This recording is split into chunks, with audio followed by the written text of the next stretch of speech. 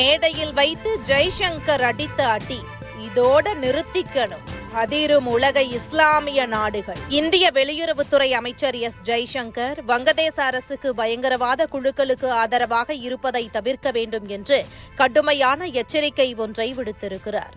India மற்றும் வங்கதேசத்திற்கு இடையிலான உறவுகள் முக்கியமான கட்டத்தை எட்டியிருக்கும் நிலையில் பிராந்திய அமைதி, பாதுகாப்பு மற்றும் பயங்கரவாத எதிர்ப்பு நடவடிக்கைகள் தொடர்பாக இந்திய அரசு மிகுந்த கவலை கொண்டிருப்பதாக அவர் தெரிவித்திருக்கிறார்.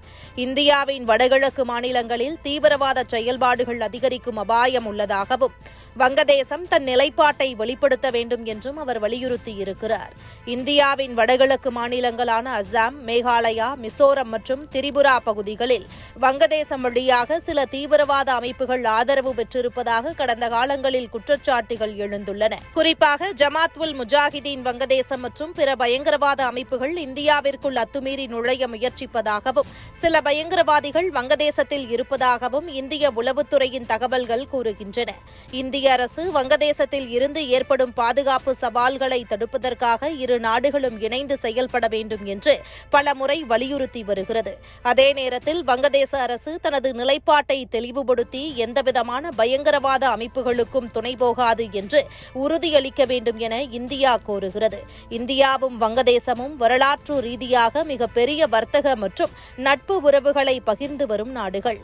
இருப்பினும் பயங்கரவாதம், சட்டம் ஒழுங்கு பிரச்சினைகள், குடிபெயர்ச்சி, பயங்கரவாத ஆதரவு குற்றச்சாட்டுகள் போன்ற சில முக்கிய பிரச்சினைகள் இரு நாடுகளுக்கும் இடையிலான பதற்றத்தை ஏற்படுத்தியிருக்கிறது.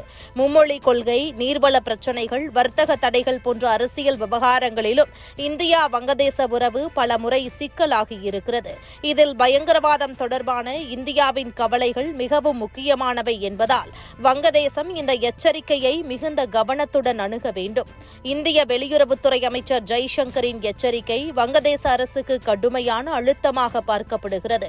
வங்கதேசம் இந்தியாவின் பாதுகாப்பு தேவைகளை கருத்தில் கொண்டு பயங்கரவாத அமைப்புகளை தனது நிலப்பரப்பில் இருந்து ஒழிக்க நடவடிக்கை எடுக்குமா அல்லது இந்தியாவின் குற்றச்சாட்டுகளை மறுத்து தனி நடவடிக்கைகளை மேற்கொள்ளுமா என்பது விரைவில் தெளிவாகும். இந்த எச்சரிக்கைக்கு வங்கதேச அரசு எவ்வாறு பதிலளிக்கப் போகிறது என்பதுதான் அடுத்த கட்ட முக்கிய அரசியல் விவகாரமாக அமையும். இதுபோன்று முக்கிய நிகழ்வுகள், அரசியல் தகவல்களை ஆழமாகவும் மாறுபட்ட கோணத்திலும் அறிந்து கொள்ள மறக்காமல் உங்கள் IND தமிழ் 24x7 பக்கத்தை பின்பற்றிக் கொள்ளவும். உங்கள் ஒவ்வொரு ஆதரவும் இதுபோன்று பல நிகழ்வுகளின் பின்னணியை அறிய உதவும்.